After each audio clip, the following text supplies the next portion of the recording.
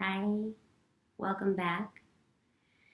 Today I wanted to talk to you about a couple of questions that I've received multiple times from people that watched the first video. And it was one, a question, what do I do when I have really bad days? And two, kind of like, how do I cope? I kind of feel like it's the same question in two parts. So I'll just share with you what I've been doing to kind of, um, I'll say survive at this point. I'll say survive. I would say step one is every morning when I get up in the morning, I stay in bed for like a good 10 minutes after my alarm clock goes off and I pray. I pray and I thank God that I was able to wake up to another day and that my husband and my son are also with me on that day and my family. And I thank God for the shelter of this home that I got to sleep in safely through the night and also for the food that I'm going to have in a little bit, after I get up, that I know there's food waiting for me and I know my family doesn't have to wake up wondering, where's the food going to come from?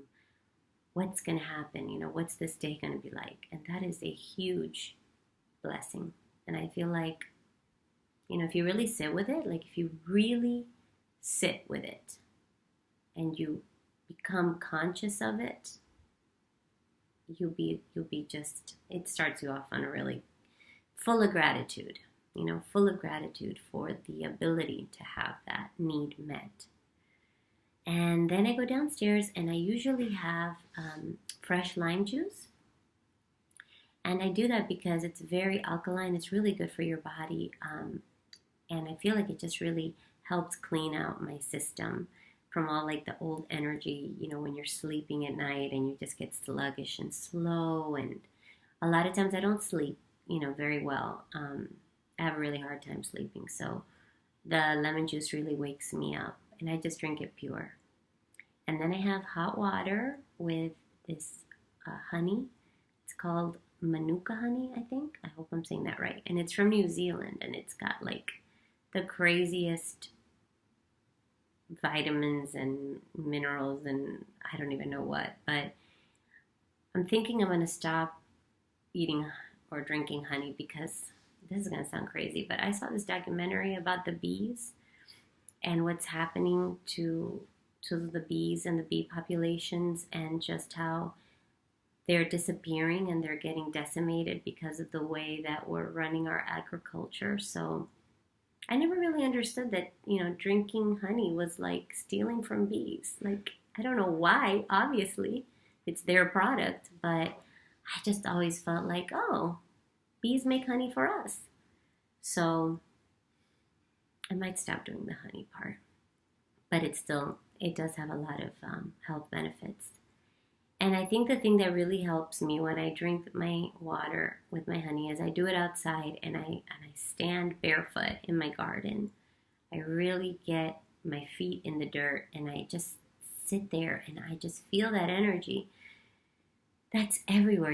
It's in that sunshine that we have here that, it's already like a laser beam by like 8 o'clock in the morning, just sun beating down and wind blowing. And I love to feel the wind and hear the birds outside and just like be in the moment and notice that I'm still here, notice life everywhere still expressing, still unfolding, still supporting me and welcoming me and feeding me with its energy and its color and its just everything about it. So for me, that grounding and that connecting allows me to be supported by something more than just myself.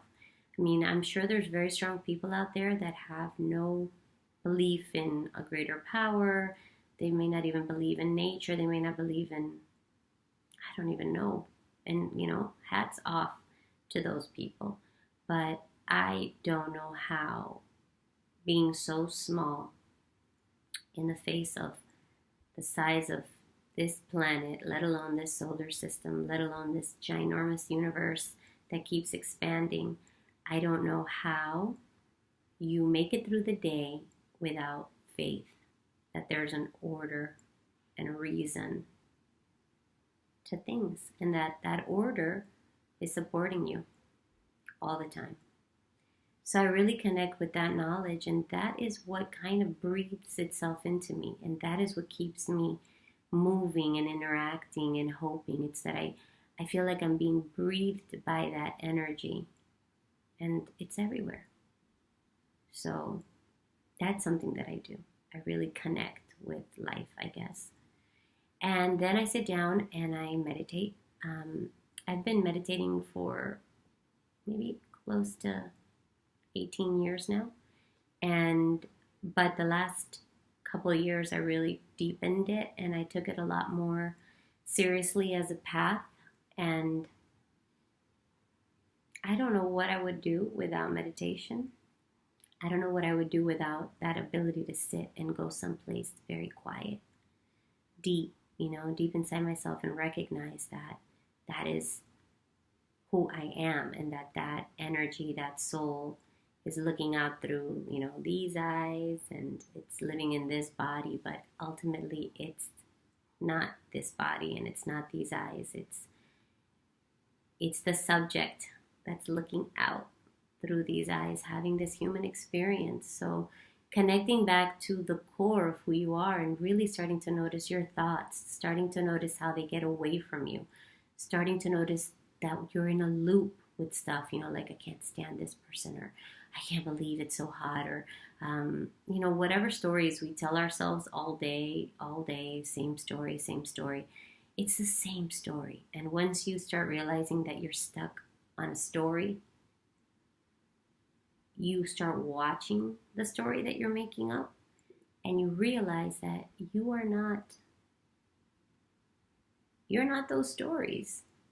And the ability to look at them puts distance between you and them. So instead of you being on automatic pilot, not knowing that you're stuck like in a little soap opera, you're still stuck in a soap opera, but you can watch yourself from outside and notice that you're in a soap opera. You can start to notice your reactions and your triggers and your fears, and you can start to observe and get distance and, perspective.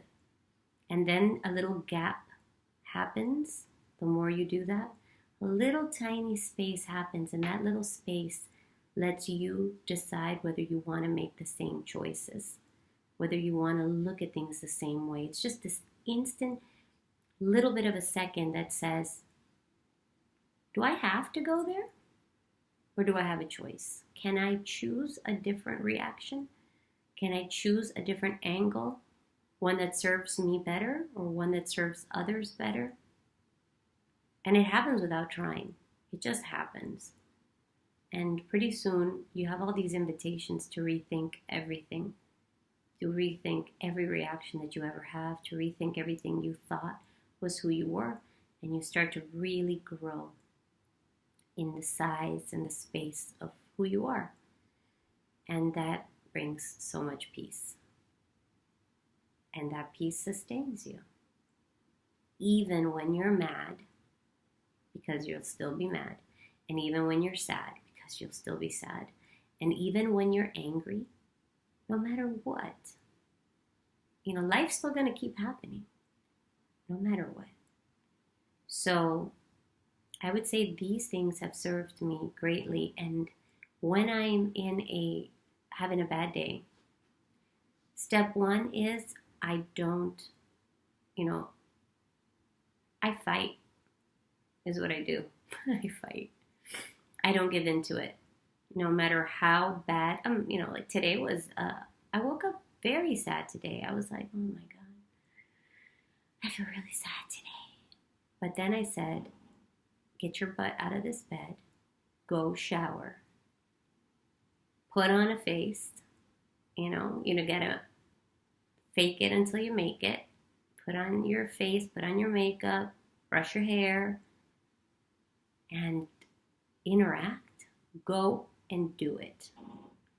Change the reaction, change the instinct. Don't give in.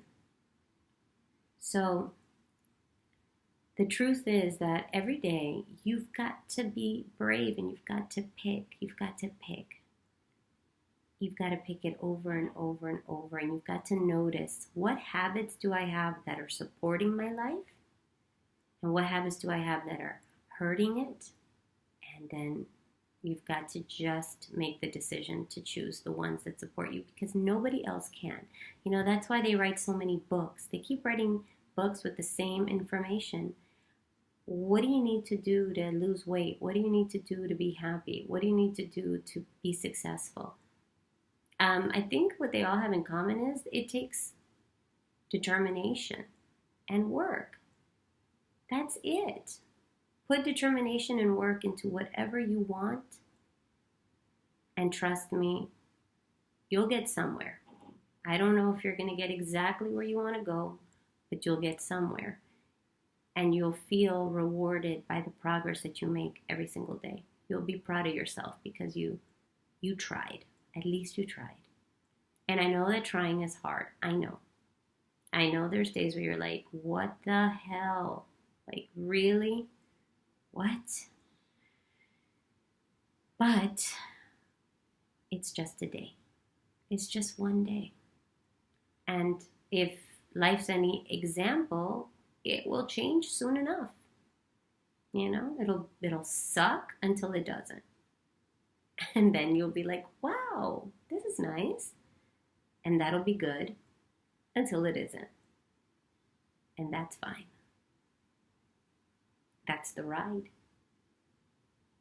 So I hope, I don't know if that's helpful at all. I hope that's what you were asking me. The last thing I want to say is that I was and am extremely blessed to be extremely supported by friends and family that I just, I'm humbled by. I'm humbled by their love and their appreciation, their support.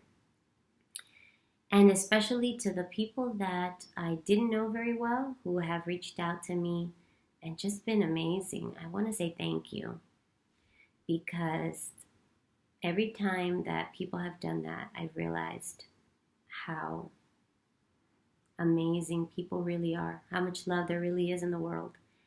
And it reinforces my belief that there is a higher power and a beauty and a love that moves all things. And I've seen it. I've seen it from people I didn't even know. And I continue to see it from people that I don't even know. So in case you're one of those people that's having a hard time today, I just want you to know that I may not know who you are, but I know you're there and I know you exist. And, I pray for you. I pray for all of us to have what we need and to have the strength to take the pain that leads to freedom. And that's it. So have a blessed day. And if you have any other questions, feel free to let me know. And otherwise, have a wonderful day.